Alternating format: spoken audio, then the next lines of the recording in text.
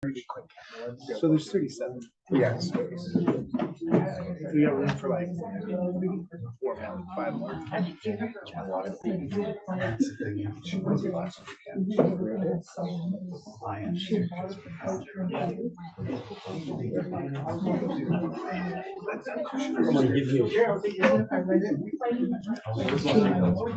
Okay, I'm recording. Yeah, change the agenda.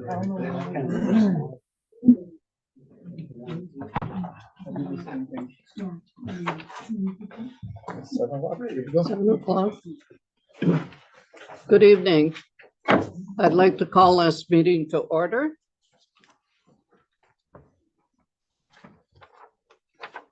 Moved by Councillor McGuinness, seconded by Councillor Featherstone, that this meeting be opened at 7 p.m. All in favor? Carried.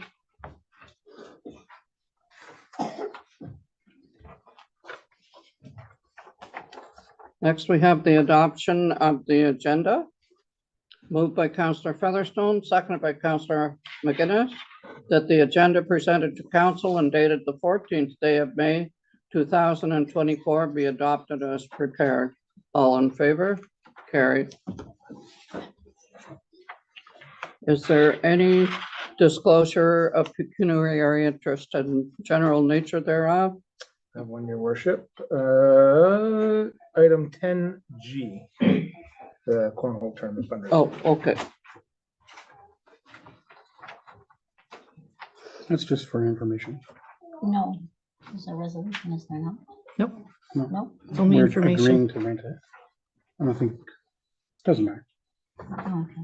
Next, we have the adoption of the previous minutes, moved by Councillor Clark, second by Councillor Featherstone, that the minutes of the regular council meeting of April 30th be adopted as circulated. All in favor? Carried.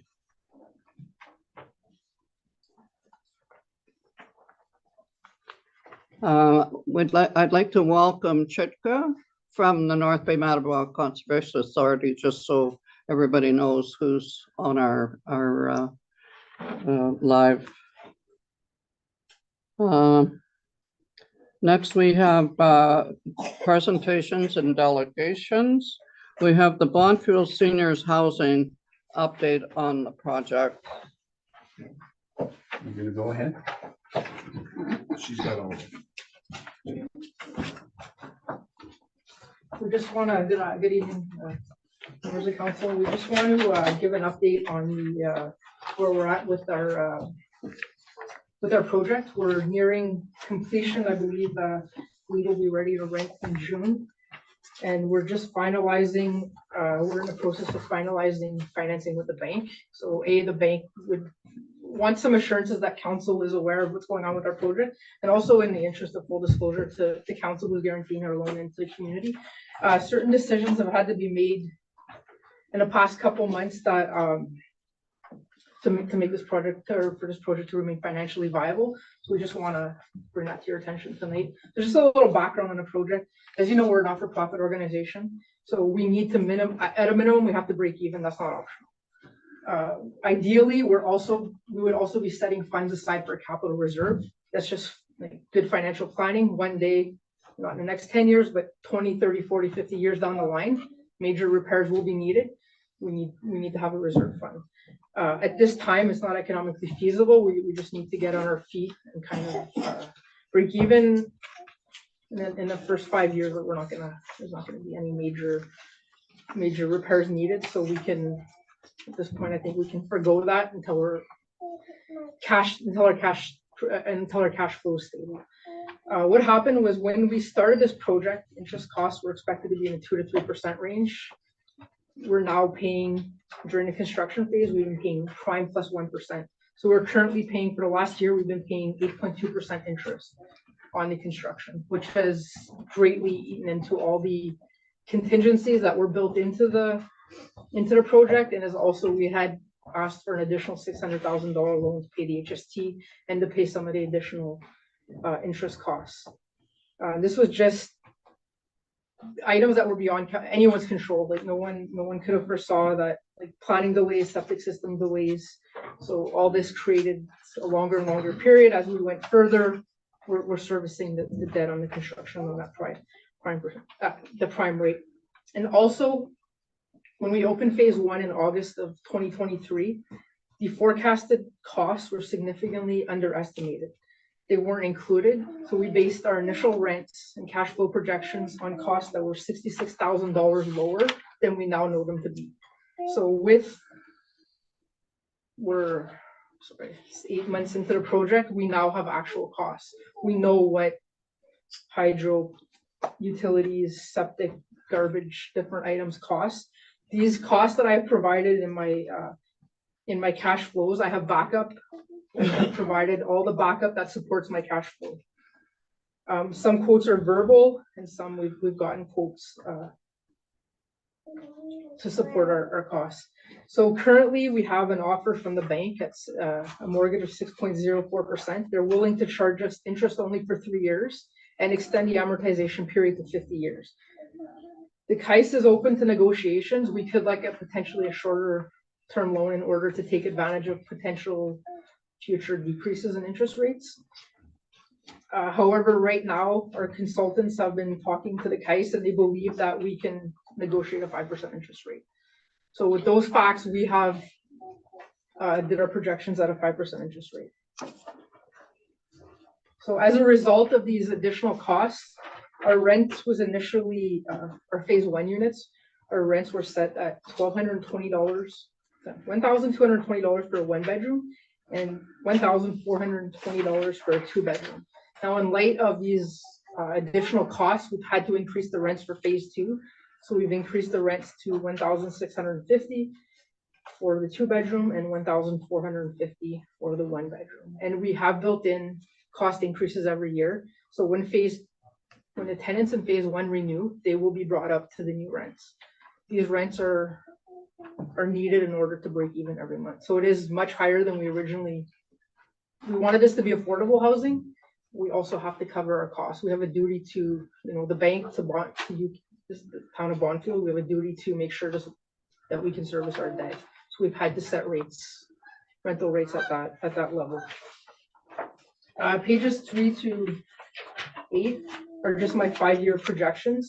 We will have we will be breaking even or running a bit of a deficit, but into year 5, we'll start to build our cash. We'll finally be in a position to build up our cash reserves. So I guess that's my presentation. I just wanted to share with council where we're at, show you our projections to give you some comfort. So where we're at now, where we're going. And John, did you have something you wanted to add to me? Yeah, if I just add after she's in. Yeah, that's Sure. that's my.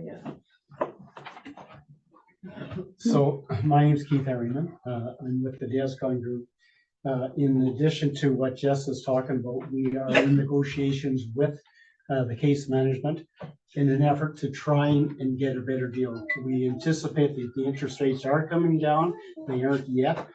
We have another term sheet that is provided to us by Peak Hill Financing out of Toronto that shows less than 5% for 50 years, which is very favorable, going through the CMHC MLI Select program.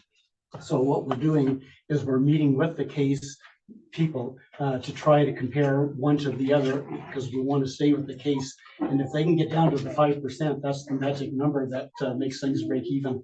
And these expenses will be less if we can use 5%. So that's underway as we speak to get that kind of a deal.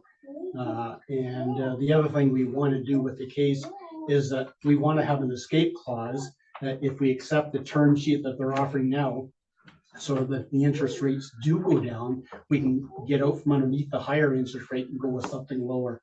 So I think what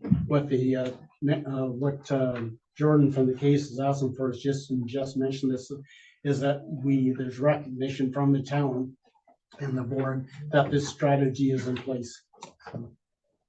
Good. Any questions? Thank you, Your Worship. Thank you. So I quickly did the math, so forgive me if I'm wrong, Yeah. but so the difference between your projected of 1220 for the single and the 1420 for the double is going up $230 a month for each of the units. Yes.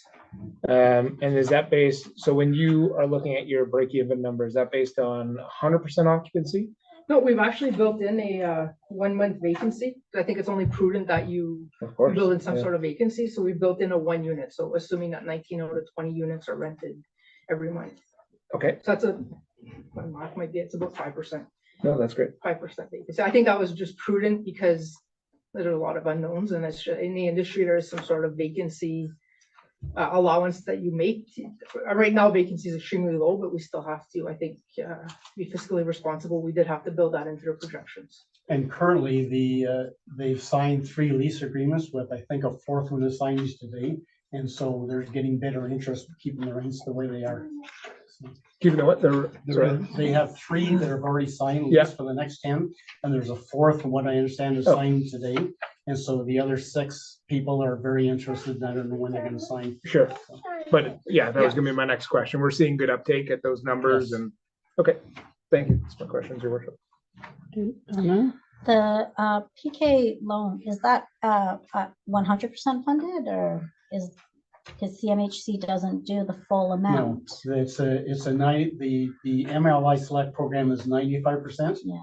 So that's why we would prefer not going with the PKL, simply because to make up the 5% means we'd have to do a quantitative evaluation on the land and everything else.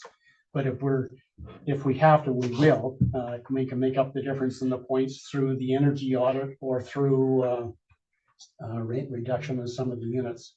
So, but if we can show them that that is a comparable package, then we're asking the case to consider something better.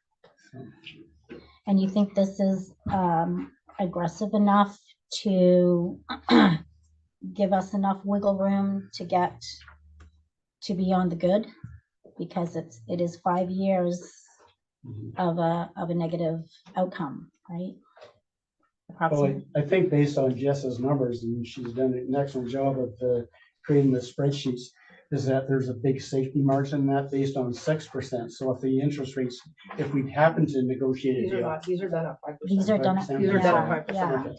So it's all depending if the case is willing to come to 5%, or if we end up having to go with PKL at 5%, then we break even on these. Okay, Steve, do you have any questions? No, I just appreciate all the work that's involved in getting that into our community. I think, even with increasing the rent a little bit, I don't think you'll have any problems filling the void, the vacancy there, and quite frankly, could probably even use more units eventually. We, if I may, we originally, because the best rate the case is offering right now is 6%.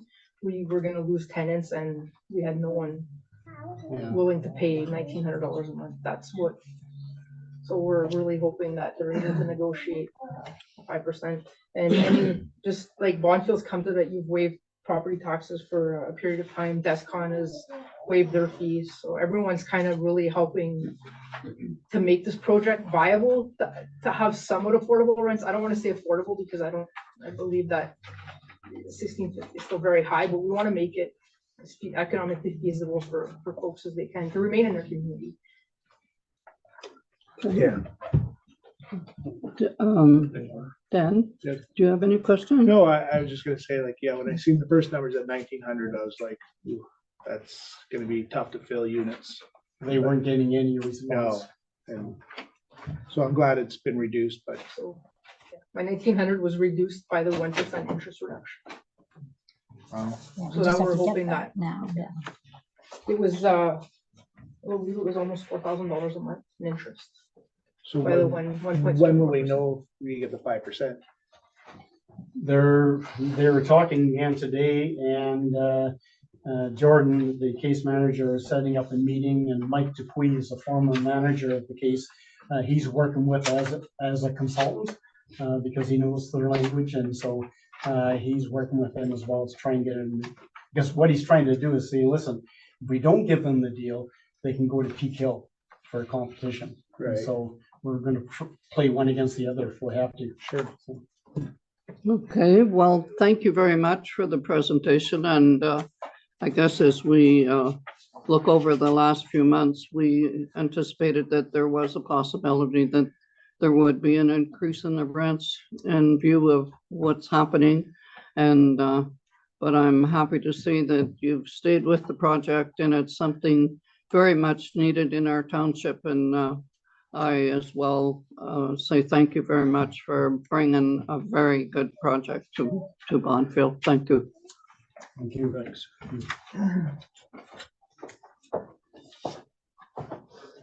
Okay. And next we have the North Bay Mattawa Conservation Authority to give us a presentation. And this is Chitra, the CAO of the Conservation Authority. Thank you, Mayor. With your permission, if I can share my screen, it's just 2 pages. Yeah, for sure. Just gonna see, is this a volume button? Oh, I don't. Oops. So please let me know if you can see the Word document. We can. Can hear her now. Yeah. Thank you. Again, thank you for the opportunity to present on the Conservation Authority and the work that we do with the municipality of Bonfield. And I'm just going to start with our obvious program, the Planning and Regulation Program. So just to give you an idea of the numbers of Section 28 permits that we issue, and these are those permits around where we're looking at development, interference, or alteration around wetlands and other water courses and water bodies. And of course, during and right after the pandemic, the numbers were slightly higher.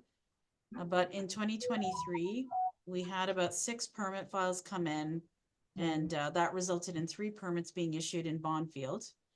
We also have lawyer inquiries that come to us with lots of questions, and we generate files there. Occasionally, as you can see in 2021 and 2022, there are complaint-based site visits as well. So 3 in 2021 and 7 in 2022.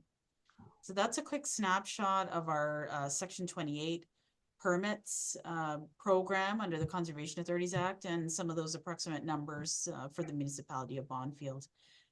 We also have our environmental planning program where we're following the Planning Act and keeping with the needs and the requirements of the municipality, and also the provincial policy statement focused on natural hazards, of course, including flooding and erosion. In 2023, we had 11 planning applications that were commented on. Some of these also included site visits, and a higher number during the pandemic, the 2020-2021 timeframe.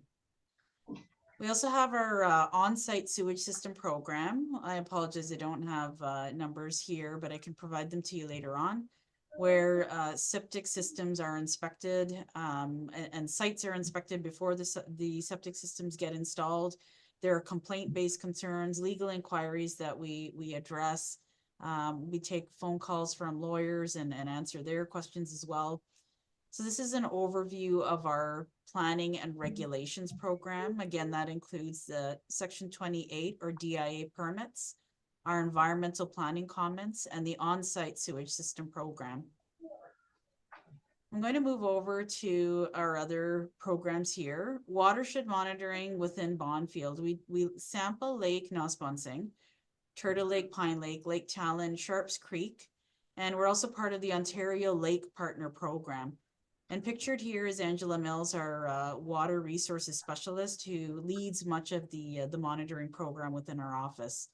We also issued a watershed report card in 2023 that shows the conditions within each of these sub-watersheds, and of course those that span and cross the municipality of Bonfield as well. Within that watershed report card, you can see grades A through E issued for forest conditions, wetland cover, surface water quality, which is our lakes and rivers, groundwater quality, and a few other parameters. And just the last couple of programs here, our flood forecasting and warning program, again, remains to be front and center, especially during spring freshet. We have a few parts of our watershed that are under flood warning right now. And in fact, we're operating a dam here in North Bay, but our flood forecasting and warning spans the entire watershed. So we are looking at water levels and reports that we hear from residents and municipal staff across all of the member municipalities, of course. So when we hear of flooding or staff go and do site visits and take those water level measurements, then we know when to issue those messages in advance. We also take a very deep dive into weather forecasts and all of the information that we receive from dam operators, both upstream and downstream of our watershed, when we issue these kinds of statements. And last but not least, and certainly not the last of our programs, but our conservation areas, including the one closest to the municipality, which is the Shields McLaren Conservation Area, and the beautiful, public recreation that provides to residents and in visitors as well. So with that, I'm going to stop sharing the screen.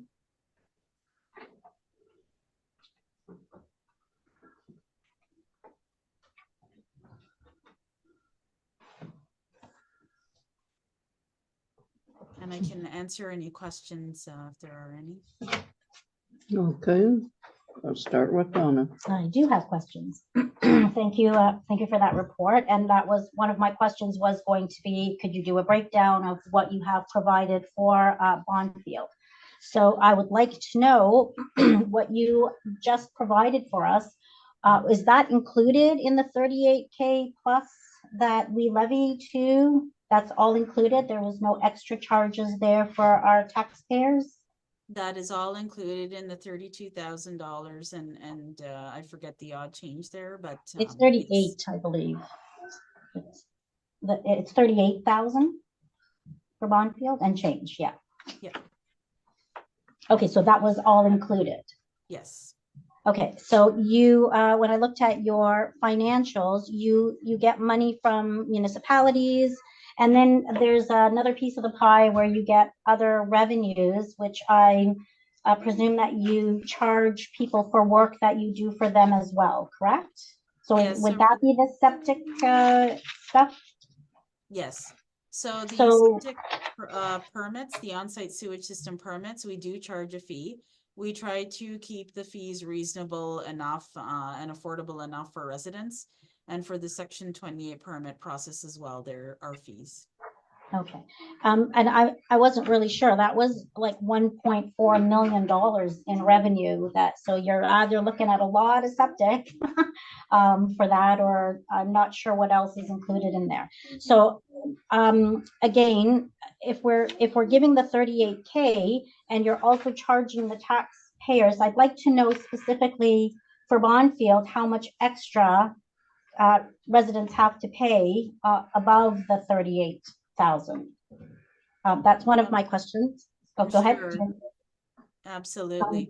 So it would be those, the septic permit program fee. That would be the fee that depends on the nature of the activity required there. If it's an inspection towards a site visit for perhaps a vacant lot, inspecting it afterwards. So it depends on the activity within the septic system program. So that is one of the fees that is charged outside of the municipal levy. Okay, and you don't know roughly how much work, that type of work you do for the people of Bondfield? I can get you that number. I apologize for not. Oh, having that's it okay. then, but I That's can great. definitely get you that number within a few days.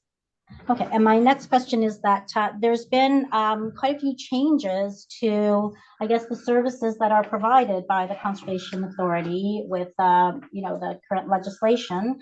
So what are you doing to lower your costs, I guess, because there has been a lot. I did see that the Conservation Authority owns a building and that part of the money from the levies pays for your building, your staff wages that have increased, and other items. So can you tell me what measures you've taken to save, for the Conservation Authority to save money so that the levies aren't so high for us? Absolutely. So with it, when it comes to our administrative building, we now have a asset management plan in place. So I've actually broken it down year by year. It just happened that the larger expenses with this building began around 2020, 2021. I came here in 2022 and early in 2023 put a plan in place to stretch those expenses across the board. So the immediate priority repairs that need to take place, those have to take place so that, you know, we have a roof over our head to conduct our business.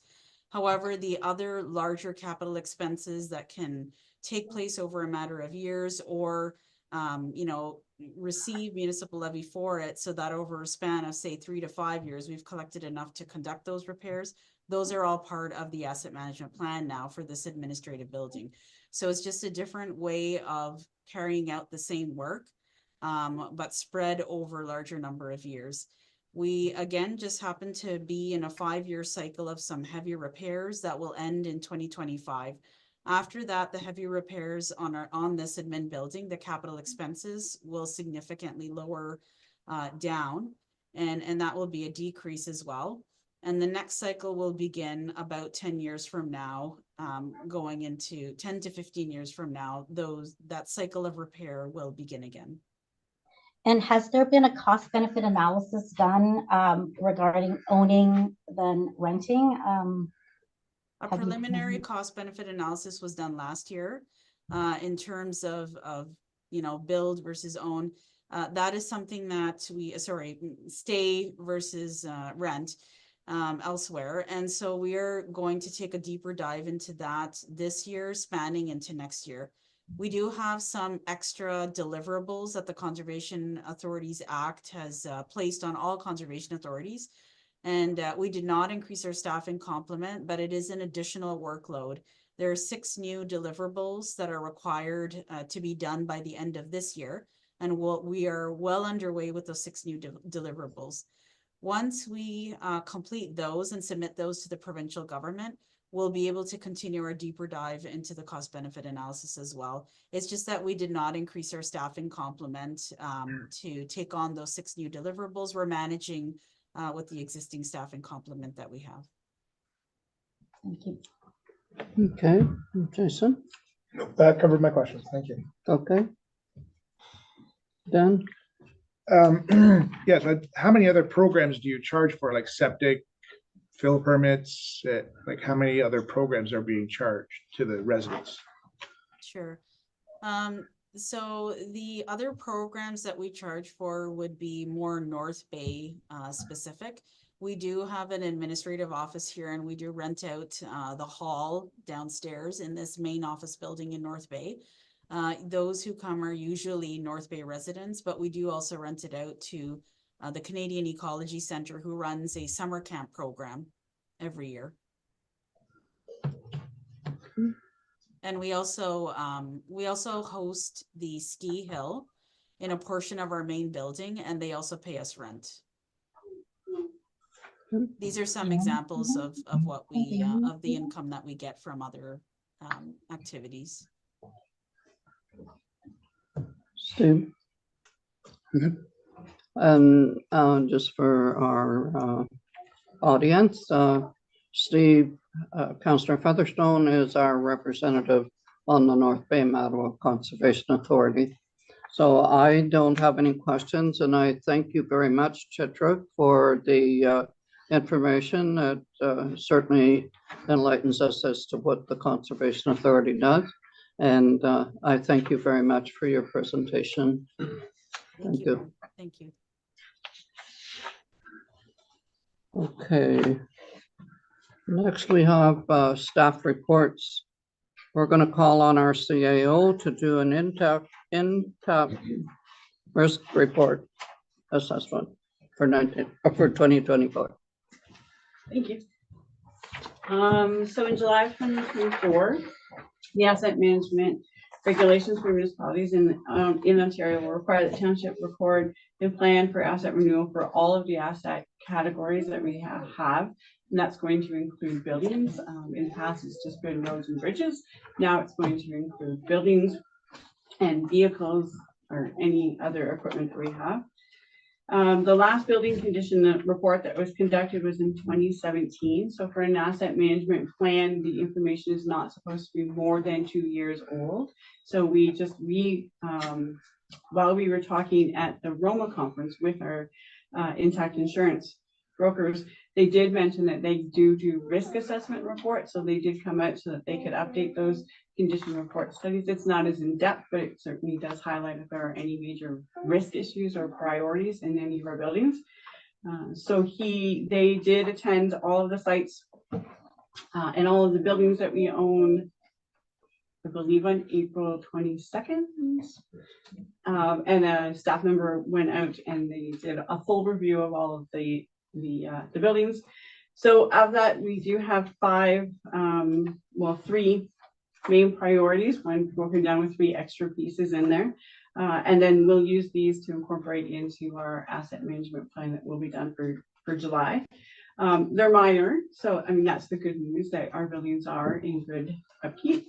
The first one was that we have to clear 1 meter around the electrical panel at the library. That's been done. We have to install a GFC near the sink and fire station 1 by the end of June. So that will be done. We'll have to hire an electrician to do that. And then install collision bollards at our fire stations inside and outside the bay doors, and then as well at the municipal garage at the bay doors. They do recommend, the insurance company does recommend that you put them in the inside as well, but in the public works garage, we have the in-floor radiant heating, so we can't do it on the inside. And then the other recommendations that we'll follow up with these as throughout the year as time goes, but we'll get these priorities done. I do want to send out an email to the insurance company to clarify on the dates for the bollards. We are doing, or we hope to, we're going to get a quote for the cement work that needs to be done through the skate park into where the basketball nets are. And if we are at that time bringing in concrete, then we can just have the truck come in to fill in the bollards at the same time. And we could get everything done if they will allow us to wait until 2025 to do that. So my recommendation is that council receives this report as information and staff ensure that the assessment recommendations are performed. Okay, thank you. And we have a motion moved by Councillor McGuinness, seconded by Councillor Featherstone, that council receives the Intact Risk Management Report for information purposes. All in favor? Carried.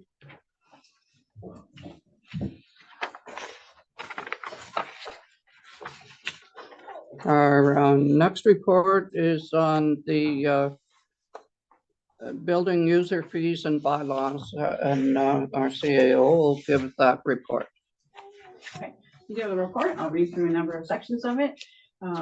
So since the town hall meeting that we had back in March, we've been working on the user fees and looking at the budget. It's a way to ensure that those using services are paying for the services, and we aren't raising the taxes to have the full township pay for those costs. We had a public meeting on April 30th that did have some comments from the public. When we were researching for the proposed user fees, staff reviewed the costs of certain services, area municipalities, and these included Boston, Callander, East Ferris, Nipissing, Mattawa, Calvin, Magnetawan, Temagami, Kearney, Chisholm, Knacker, North Bay, and West Nipissing. Some of these bylaws that we reviewed are older than 3 years, and some were as late as 2022, so some of them were more recent. Bonfield was consistently low on the comparison, as most of the fees in Bonfield have not been increased since 2010. As an example, the parkland in lieu fee bylaw for Bonfield was last amended in 1999, and some building permit fees were updated for the accessory buildings in 2017.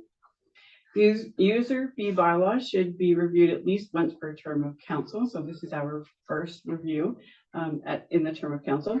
The Municipal Act does not permit a municipality to make profit from user fee charges, but rather it's to be cost recovery. and council had considered that 70% would be a fair marker. That was what we presented in our first bylaw.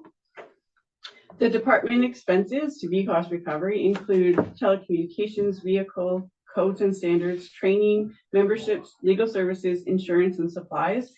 And this is without a full wage consideration for the costs.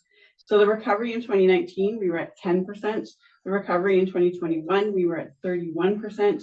In 2022, we were at 53%. And in 2023, we were at 62%. Again, these are without full wages being marked in the costs. And also in this time frame, one staff member retired and the revenues due to the number of permits issued increased. We had 51 permits, 2 were single family dwellings issued in 2019. And then 86 permits were issued in 2023, with 21 of them being single family dwellings.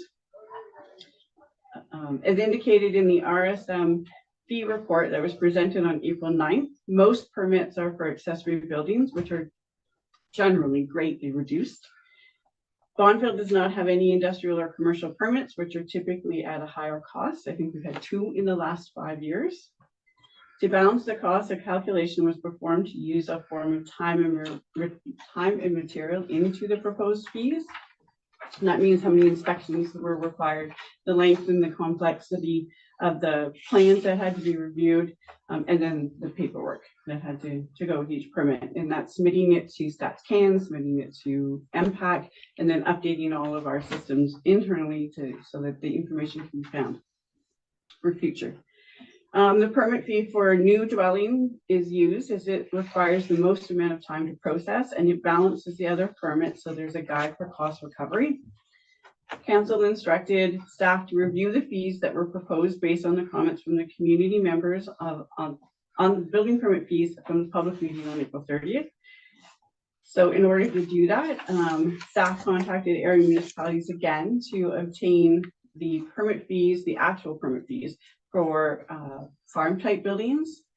Not all municipalities use minimum fee or cost per square meter, like our bylaw. There's 3 main ways that municipalities look at for user fees and building permits. So some municipalities use value of construction, and some also use per square foot, or a base amount plus per square foot. Bonfield, like I said, we use the minimum cost or a cost per square foot. The building official also conducted another comparison using his expertise in small rural communities. As you know, just 2 weeks ago, we've hired a new CBO, Mike, and he has lent a lot of expertise in this review as well, contacting a number of his contacts as well. So the second review indicated that Bonfield is in the middle of permits of all the other municipalities.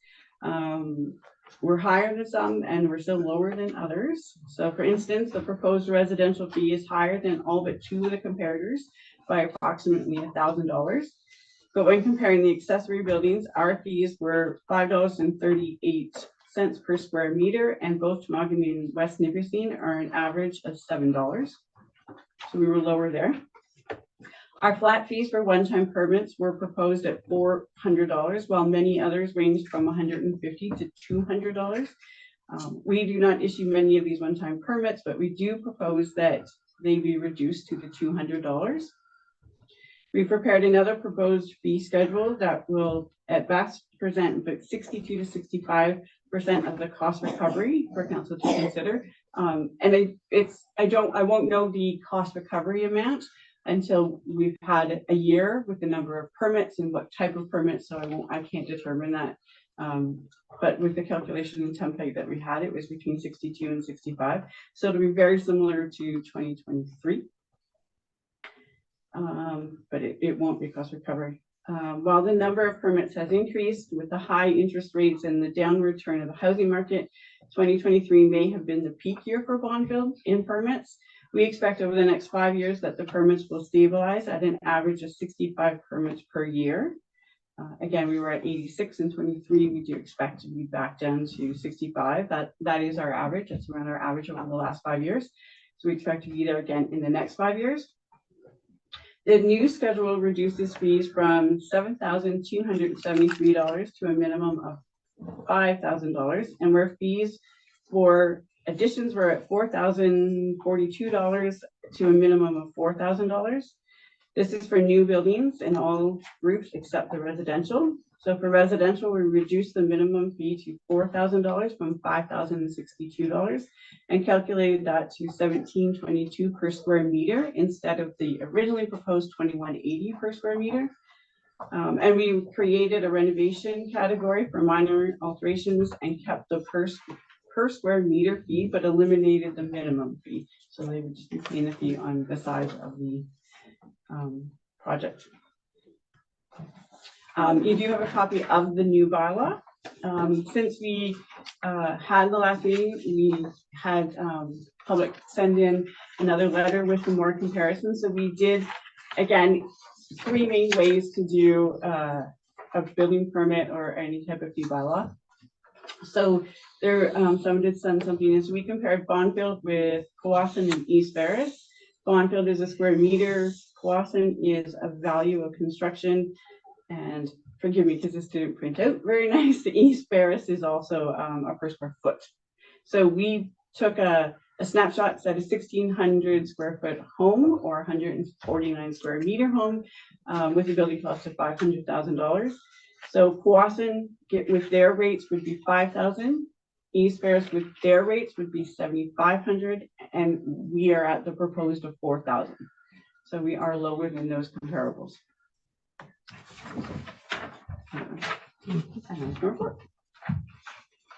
Okay, any questions?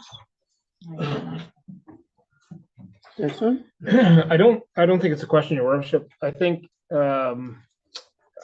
it's important for everyone to understand that, as the CIO was pointing out, it's not always comparing apples to apples. It's really hard to do the math and compare apples to oranges.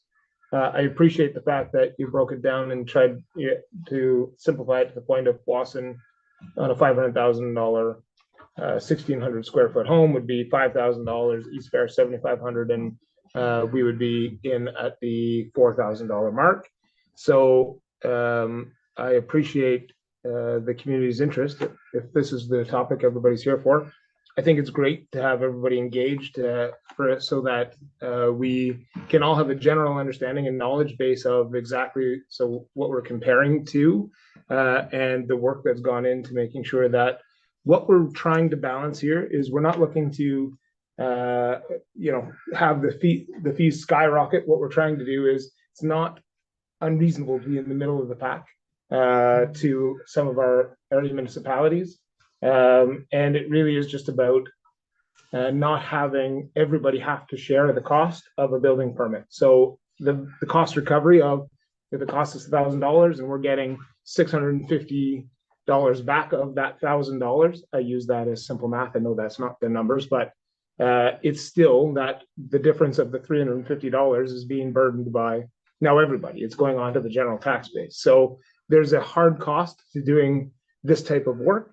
So trying to find the balance of those that are accessing the service and getting the permit, it's important that they pay for that service.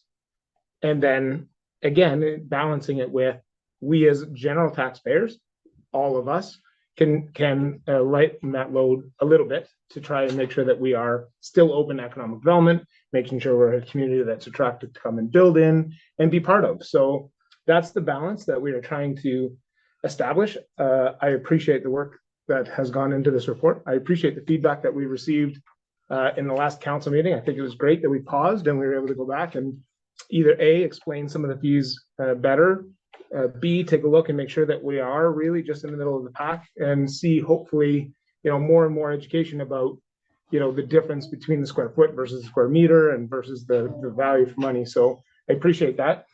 I would just say,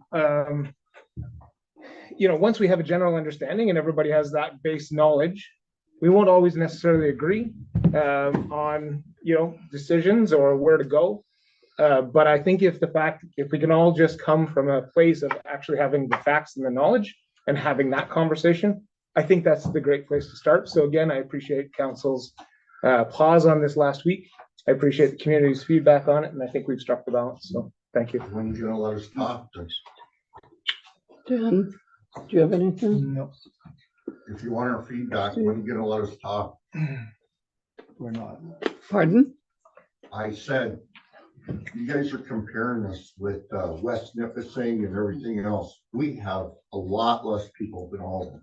We've already paid more taxes than Corbeil or even Astorville. We already pay more. We get nothing. Our roads are an absolute. Okay, horrid mess. I'm going to stop you right there. Okay. that's why I If you wanted to know have, where if you anybody are. has a presentation, the same as what was done last week, it came on the agenda. You bring your question forward and put it on the agenda, because we're not going to end up yelling at one another or anything here. There's an issue here. Council and the staff have brought it together the best way to have the fees go on the people that are using them. And this is not something new to the municipalities.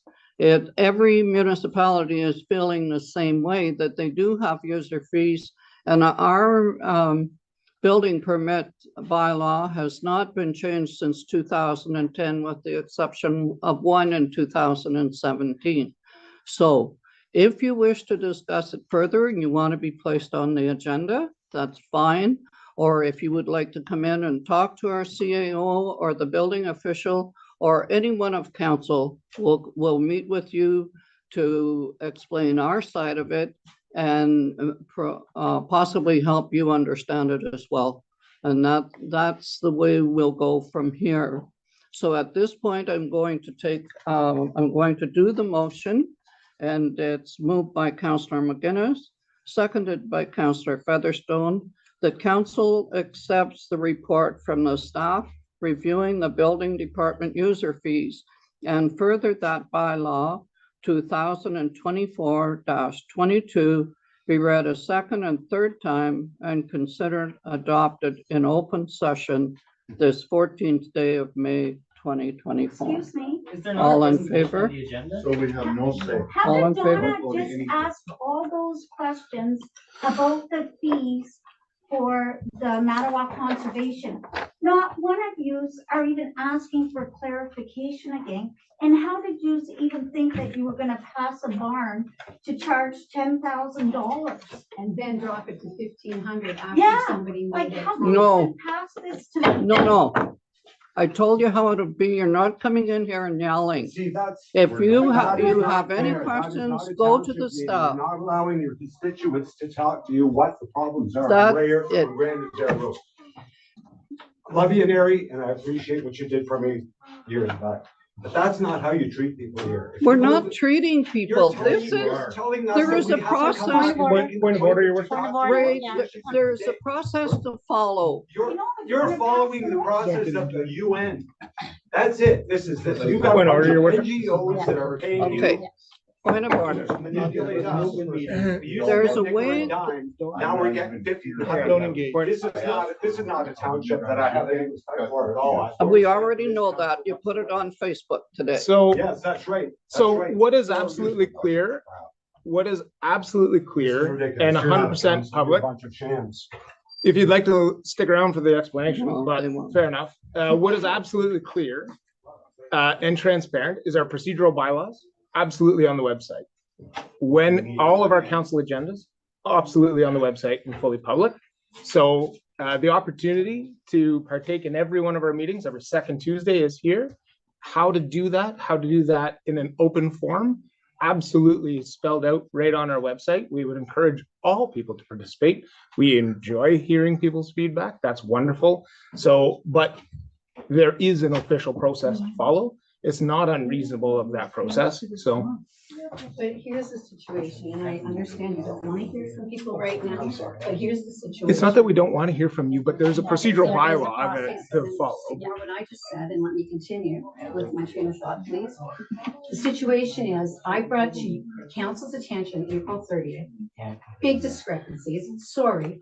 Your review was not correct, and after I brought it forward and sent you a letter with an Excel spreadsheet with all of these comparisons that needed to be done, then we magically drop the building permit, and I'm gonna use the barn because it's pretty big, from minimum of 10,000 to 1,500. How is it that none of the councilors or the mayor looked at that report initially and said, whoa, that seems pretty high? What's going on? Why didn't any of you do a review? I worked full-time. I worked till 3 in the morning on this stuff. And, you know, it's frustrating. It's frustrating because I look at the farmers in this area. I look at the residential people in this area trying to move forward and build. Who can afford to? Now you've changed it. Well, that's great. You didn't change it enough. You also passed through everything else. I thought we weren't that doing was this. high. Well, I thought we weren't doing this. I guess Look you at the are.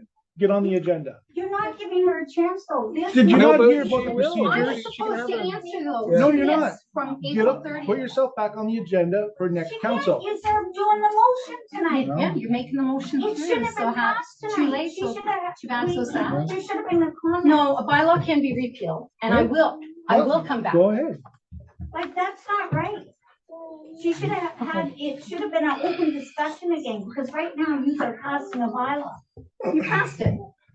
You said, sorry for your luck, folks. We're Yeah, gonna do we're it not our giving way. you a chance to There are a talk. lot of. We are all other things. residents here. I have a farm. Yeah, I I'm know surprised exactly. you Didn't see that. Yeah, 10,000 well, and go, and I holy did talk to the fuck. CAO after it was brought up. After I brought it up, Yeah. though. You guys are supposed to be ready for your meeting. Well, Well, You. we heard what you had to say. We looked into it. thank you very much. You're welcome. I'm glad I could assist you in doing your job that you campaigned for to respectfully serve the constituents of Oh, this okay, township. that's enough, Is it? enough. You're right, it is. I can't. Not an argumentative question, just a question. Did we, You mentioned did we about, pass this, or the did we website. pass this, or? to go Yeah. to the website. Is there any way? It's you can carried. make, You called for the vote? Friendly Okay. I don't know that we using called it? for the vote. It's really hard to try and find. Next, we have the report from the, Appreciate the feedback. We're new. and no, don't say anything. Trying to, like, after the Facebook thing, everybody did go on the, on the Mhm. website, trying to find stuff. I called the vote on it. Yeah. Yep, Yeah, call the vote. yeah. So with you saying we can go on the website to look for things, can you make it easier for us, especially like if some of us aren't computer. Okay, Sure. all in I'm sure we favor? can, I'm sure we can So make that was effort just for a sure. Question when you said to go on the website. Mhm. Absolutely. Okay. Next, we have the report on the donation. Did we? We should call a vote again. Yeah, just to make sure, yeah. Okay. Just call the vote one more Did we, time. did we vote? Yeah, well, they did. I don't know if you, I'll call the vote. Okay. Sure. All in favor? Yeah. Okay. Okay. Okay, for the donation policy, in March of 2023, council adopted a new donations policy that communicates the procedures to all local and external organizations that wish to request funds from the township. The intent is to show transparency and accountability for the tax dollars collected, and council set an annual budget of $2,000 for donation requests. The application form was approved by council in late 2023, and the policy formally adopted for the 2024 year. As it's a new policy, letters were sent out to all organizations that generally request funds from council. And the deadline was extended from February 15th to March of 2024, just for the year 2024, because it was a new policy. In 2025, they will still have to come in for February so that we can include it in the budget. A donation form was received from 4 organizations: the Bonfield Brother Glen Food Bank. There was no value requested. The Bonfield Agricultural Society for a donation of $150. The St. Bernadette Parish, a donation of $200.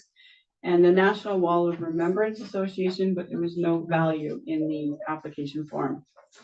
The requests of the Agricultural Society and St. Bernadette Parish are annual requests and have been approved for several years. The organizations that did not request a donation value are at the discretion of council to decide. In 2024, all of the groups who request a donation will be provided the form for completion individually, and then will be supplied to council for consideration. Again, just because it's just the first year of 2024. So my recommendation is that council approve the donation of $150 to the Bonfield Agricultural Society and $200 donation to the St. Bernadette Parish for 2024. Okay, So I would like the food bank to also get a $200 donation. I think that they are an asset to the community, and just because they didn't put an amount in. So for things like the Halloween parade and the Santa Claus parade, are those considered donations? Yes. So, and I do believe that we sent out letters. They would be donations, yes. Okay. So if we do receive them, again, just for the year 2024, we'll bring them as one-time considerations for council if they're local, from local organizations. Yeah, sorry, and your worship.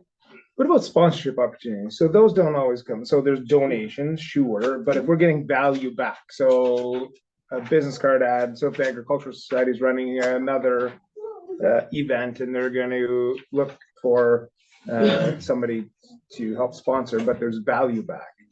So one of my challenges is always that as a municipality, if we're going to be giving money, I would like to receive some level of value back on behalf of taxpayers. So it's in the application. Yeah, so for me, there's a difference between a donation and some level of value back. So the donation application does require the organization to fill out how they will show the contribution from the township. Right. So it is an ad, for like St. Parish, it is a Bernadette Parish, it is an ad that will go in their flyer. And the Agricultural Society does provide 2 tickets to wristbands to the fall fair, and they recognize the township as well. In the application, it also asked for financial statements and anything else. We didn't get any of those for this year, but if there was a large sponsorship that they did want to present, then that's not covered in the donation policy, but certainly we can bring that to council. So I think, your worship, if I could, if I could, your worship, one of my challenges is I appreciate that in 2024, you're going to bring back things that come up in years. To have everybody in the community plan that far in advance, that it all has to be in by very early in the year. I forget the exact date, I'm sorry, February 15th. And then it's a hard cutoff. Seems very restrictive to things that could come up in the community, a community event that gets planned.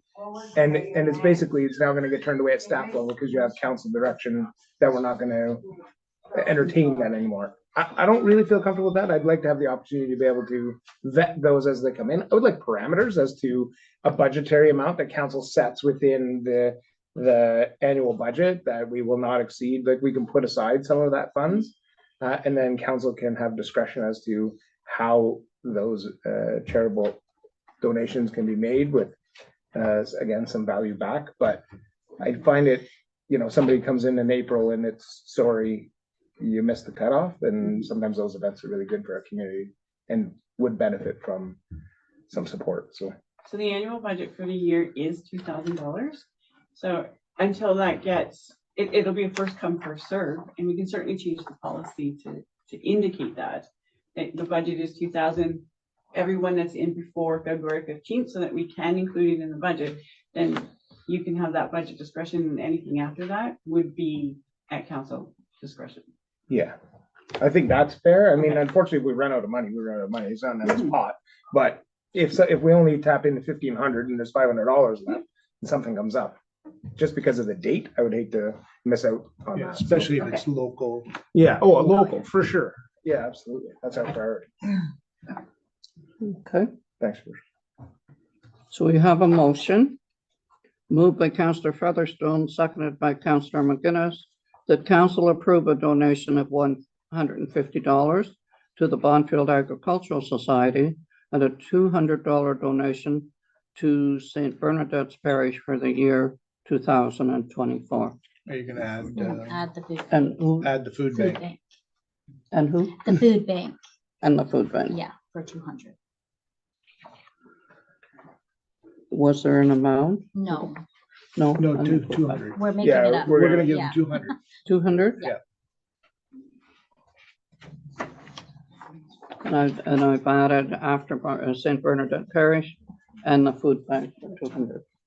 All in favor? Carried. Yeah, it is too hot. You're right. She turned me down. Oh, no, don't even start. It's so I hot eat here. a lot. Okay. So next we have the adoption of committee minutes and motions. Corporate Services Committee, May 2nd meeting.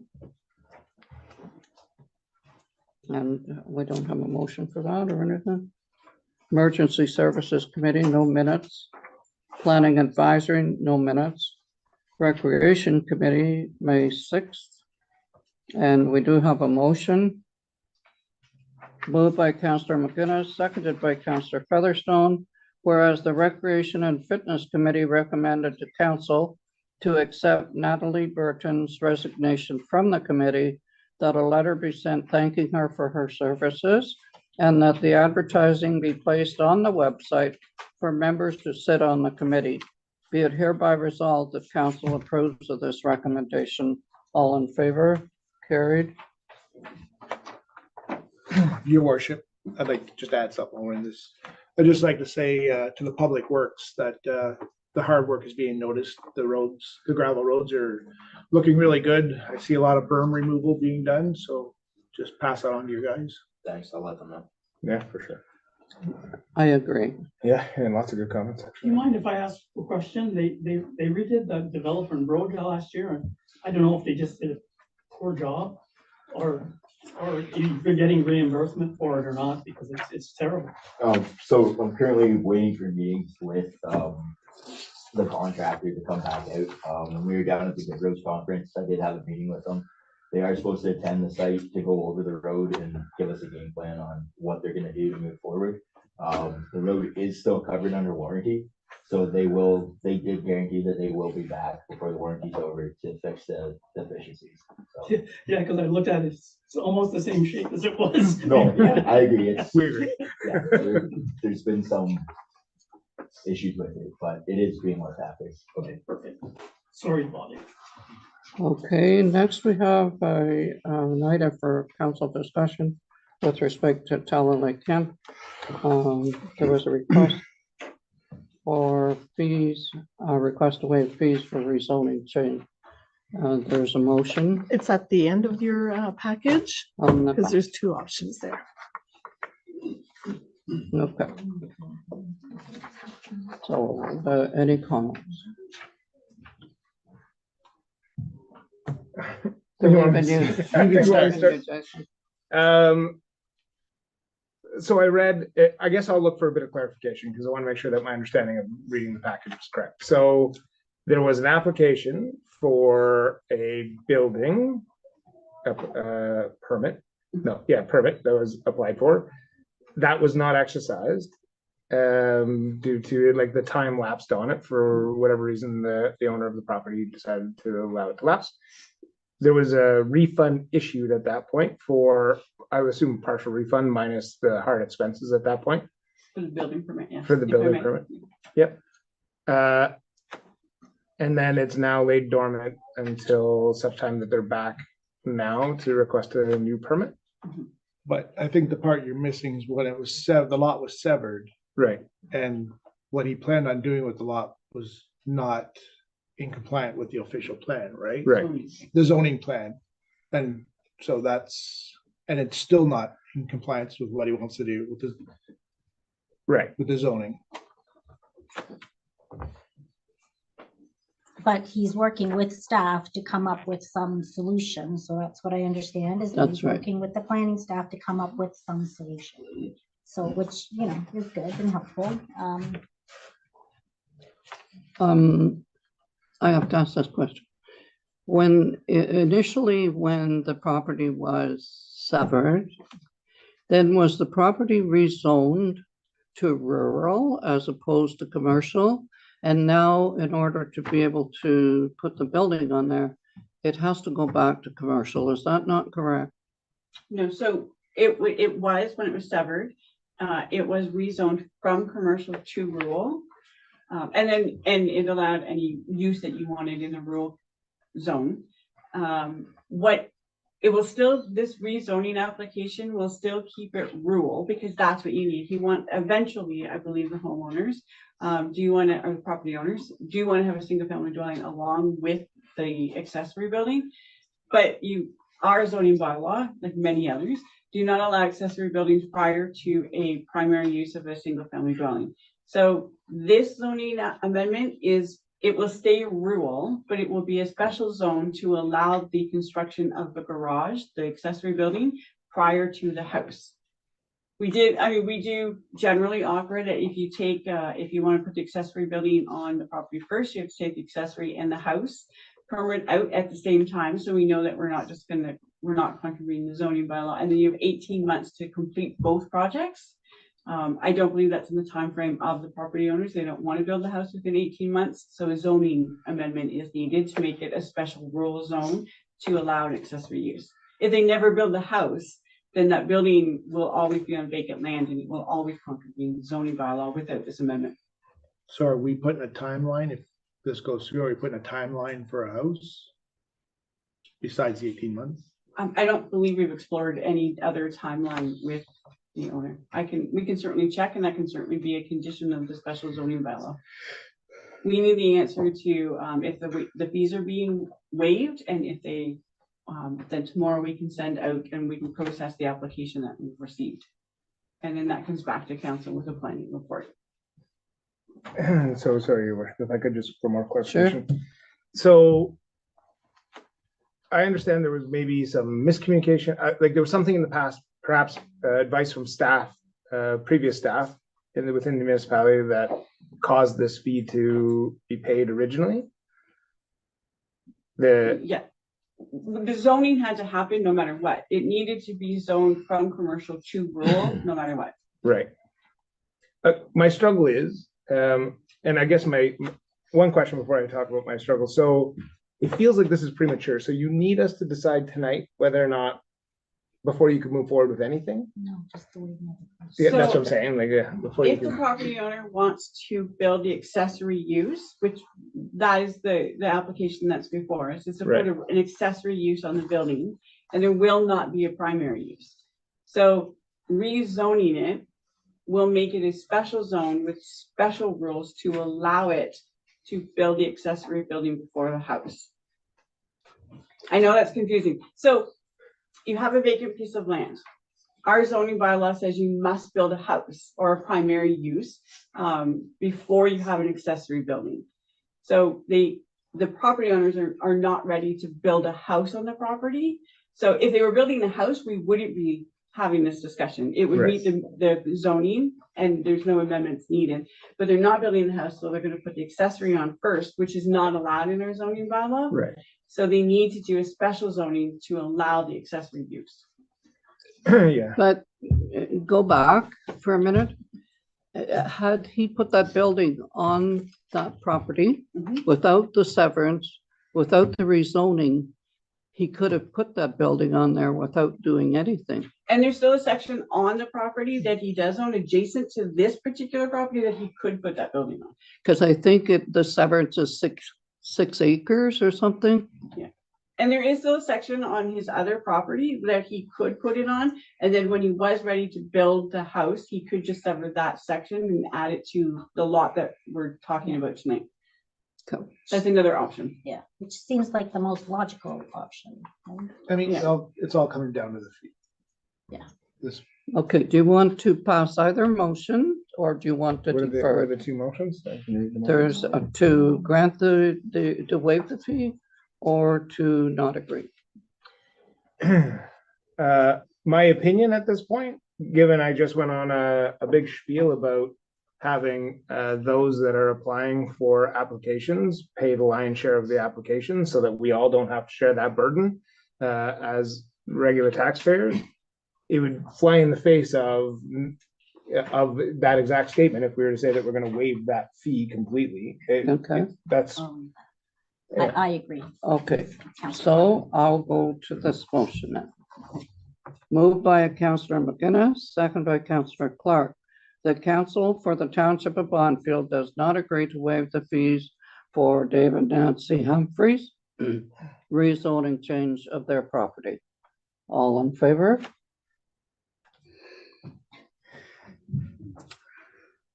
Yeah. All in favor? Okay. Carried.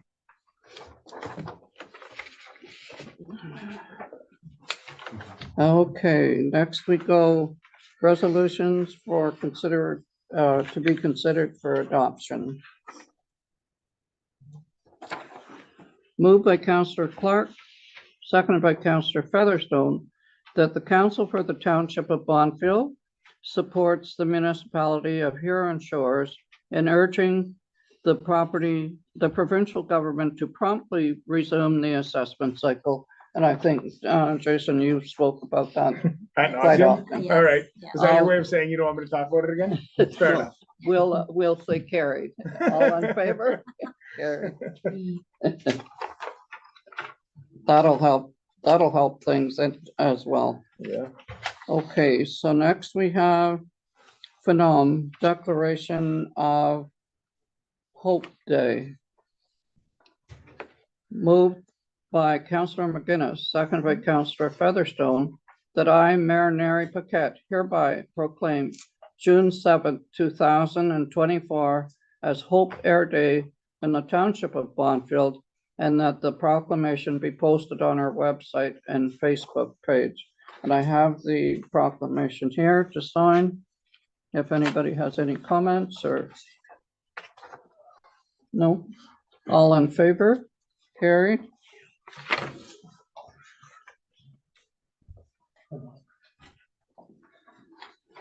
Next, we have the town of Goderich phase out of water well testing. Moved by Councillor Corbett, seconded by Councillor McGinnis, that the Council for the Township of Bonfield supports the town of Goderich in asking the province not to proceed with a recommended phase out of free private well testing in Ontario. All in favor? Carried. Next, we support City of Peterborough Ombudsman letter. Moved by Councillor McGinnis, seconded by Councillor Featherstone, that the Council for the Township of Bonfield supports the City of Peterborough, requesting that a bill be introduced to amend the Ombudsman Act to require the Ontario Ombudsman to provide to each municipality, if requested by the municipality, sufficient particulars of each investigation, matter or case respecting the municipality that is referred to in each of the Ombudsman's annual reports, to permit the municipality to fully understand and address the subject matter of each such investigation matter or case, including a copy of each complaint as applicable, redacted only to the extent of individuals' personal information contained therein, the identities of the municipality's employees, officers, and members of council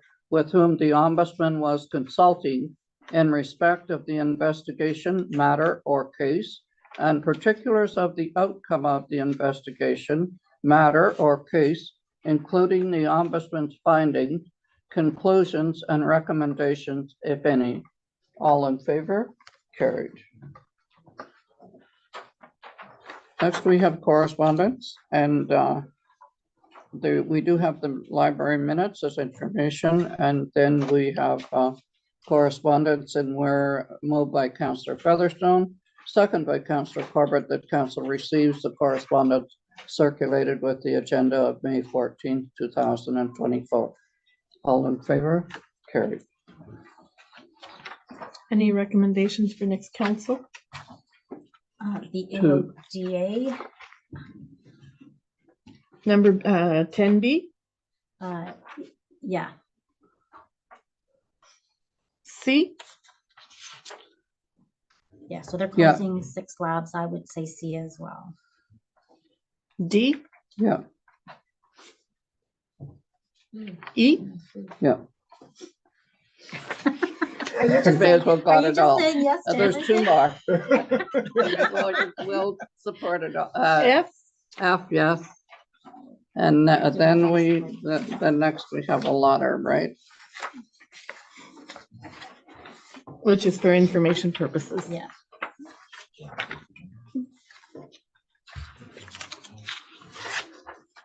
Next, we have a letter from Counselor Featherstone and Counselor Corbett with respect to Just the, Steve and Just Jason. Steve and Steve and Jason, not in our Yeah, hats. just Yeah. as council. Steve and Jason. oh, Yeah. Jason Corbett, Cornhole Tournament fundraiser. So next we have the motion, maybe? I don't think there's. No, Nope. there's Everything no all motion. moved around here. It was just for information, there's no motion. None for this one. I'd like to say something. Here we go. Great. Sorry. You got one more. Here we go. There. Wait, Your worship. Mary. so I was, sorry, I would like to say, and this probably should have gone under recreation, the community gardens have been tilled and they're ready to go. So we'd like to thank Councilor McGinnis and Mel for going and preparing, and they've planted some things and they're inviting the public to, come and support and participate in that. So thank you. Thanks. Good, great. I won't pass the last thing. I should have Just to said that mention, under that, yes, that's, there's a newsletter coming out and all of that information is in there as well. And I hope that everybody will read that newsletter and there's lots of good information there for what's happening this summer and like the gardens and different events happening, Canada Day. So please make sure that when you get it to read that information that we're providing for you. Especially the report from the mayor is what you're saying. Especially the report from the mayor. Yeah. Yeah. Okay, so I'm looking for did we need a motion for the one for that tournament? No, it's information only. It's just information, okay. Okay, so next we have no closed session. And then next we have the confirmatory bylaw. Moved by Councillor Featherstone, seconded by Councillor McGinnis, that the council for the Township of Bonfield hereby adopts bylaw 2024-33 to confirm the proceedings of council from April 30th, 2024 to May 14th, 2024 as presented and is considered read 3 times and passed this 14th day of May 2024. All in favor? Carried. Can you explain what that is? And why do you want to do all 3 readings all at once? Why was that? I think that was a question asked, and I don't think it's been answered before. Why would you want to do 3 readings of all the user fees all at once? What was the purpose of that? To quickly put it through? No, we actually didn't do all of 3 readings at the same time. That's what it sounded like. No, so we started discussions March 7th at the town hall meeting and then the public meeting. And I'm not sure if anybody watches the corporate services meeting. So this has been ongoing since the beginning of the year, the entire user fee review process. But we only saw the user fees 2 weeks ago and we're passing the first, second, third. We never knew the amounts and you passed it. We didn't do all 3 together, though. The first one was April. April 30th meeting, I mean, 2 weeks ago. Yeah. If I can explain. Yeah, they passed it. Yeah. Okay, close meeting. Okay, next we have, nobody would sign that. Nobody wanted to sign that one. So is there a reason I did that? Like 2 weeks ago, just passed. If I can, let me answer that question, you just have to Okay. listen.